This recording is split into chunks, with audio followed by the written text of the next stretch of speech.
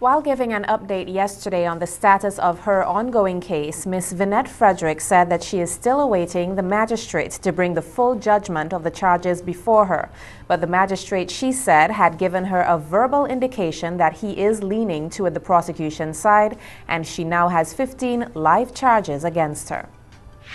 NDP leader, the Honorable Anim Eustace, said in a response to comments made by Prime Minister Gonsalves concerning the opposition being oblivious to the planning meeting held by the government following the disaster on Christmas Eve night, that the NDP was not aware of a disaster of this magnitude, and that Dr. Ralph Gonsalves made a comment to the effect that he is the general and everyone else should fall in line, after questions arose as to why the NDP was not invited to the planning meeting. Acknowledging that the New Democratic Party garnered over 30,000 votes with 7 seats in Parliament in the last general election, Mr. Eustace said the party is a force to be reckoned with and reserves the right to have a say in what takes place in St. Vincent and the Grenadines. According to Eustace, this country does not want a general, but persons who are transparent and have a vision for the future of the people of SVG. He reiterated that the party will continue to seek resources to assist persons affected by the heavy rains on Christmas Eve,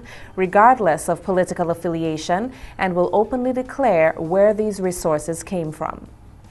The management, staff and students of the University of the West Indies Open Campus extends deep condolences to the families who lost loved ones in the floods and landslides of December 24th, 25th, 2013. They empathize with all our brothers and sisters who have lost their homes, their possessions, and in some cases their means of livelihood in this disaster.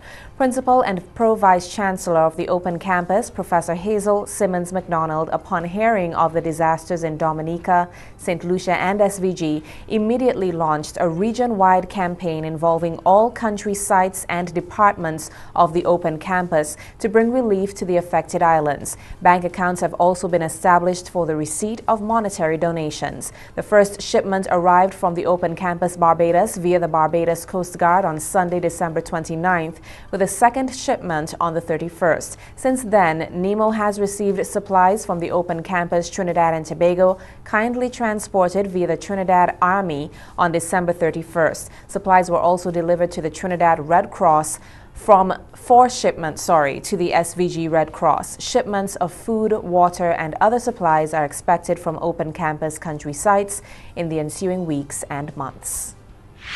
More than a dozen persons whose homes were affected by the passing of Hurricane Tomas in 2010 received little to no help from the government despite extensive damages to their properties after the passage of the storm. To date, many indicated they are still without assistance and are still awaiting some word from NEMO. This came about after Senator Vinette Frederick invited persons to call in and publicize their status, as many have been vocal in their concern for how disaster relief is to be distributed after the latest spate of bad weather over the Christmas season, which left persons dead and missing and damaged property in 7 constituencies. One elderly caller recounts having to put pans on her grandchildren's bed to battle the rain. She is among persons who indicated that they were ignored and not assisted because of political victimization.